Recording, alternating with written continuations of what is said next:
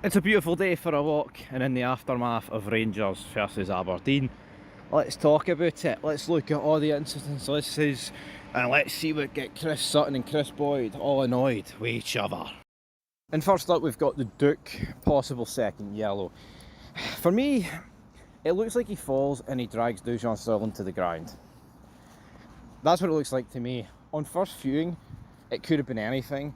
So I'm actually not that bothered that Don Robertson didn't give him it, because, you know, the speed of the game, etc, etc, it would have been an easy thing to miss.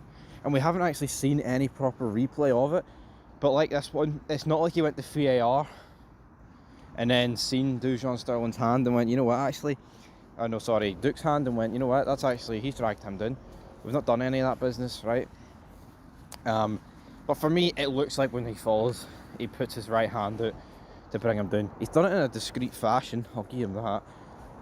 But at the end of the day, I think it could have been, but I'm not that bothered with this one not being given, because like it's easy to miss.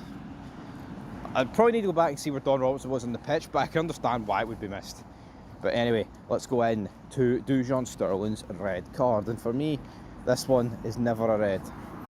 In VAR, I think in terms of real time, most people thought it was a red. Hell, I thought it was a red in real time, so I can totally understand why Don Robertson's whipped out the red card. For me, I can definitely see why. But when you look at it, you know, it's a yellow every day of the week. No one's saying that this should be nothing or play on or something. But I mean, he's caught him on the top, like on his toes. He's not caught him high. It's not on the ankle. It's not on the knee. And for me, it shouldn't be. We've also, to quickly wrap up the Duke incident with the elbowed Goldson. Never anything in that, man. It was a straight arm, no intent, so it's never anything. But back to this Dujon Sterling one. Without VAR, I can why he gave it in real time. But for me, I just think once you look at this in VAR, you know, I actually like the fact that referees sometimes stick to their own decisions and are not influenced by VAR. But Jesus Christ, when it's the obvious one, you've got to call it. And I don't understand Sutton and Joe Lewis saying, oh well, I think it's great that the referee did this. You know, he stuck to his guns, even though they both admitted that it wasn't a red. Like, come on. How can he get the decision wrong and then stick to his guns and that be great? We've seen so many times a referee has not give a penalty, right? Then they'll call him to the monitor. There's like the slightest of contacts, right? Or like a handball, for example, and he'll give it, even though he didn't give it. And it's like, you know, you've bottled it. Or there's times like where he's got it right and he has bottled it, like I'm saying, but in this instance, he just got it wrong. You know, but maybe but then it probably goes back to the clear and obvious argument of, is it clear and obvious enough for Don Robertson to completely overturn this? For me, it is. I don't think I mean, it's modern day football, maybe it's a red in modern day football, but I just don't see a world where a shot like this, a tackle like this is a red. I don't, you know, it's late in the game, I don't know, I think it's a disaster from Don Robertson, to be honest. But anyway, to sum this up, he got it wrong, right? Big Don got it wrong. Let's move on though to the corner goals and handballs.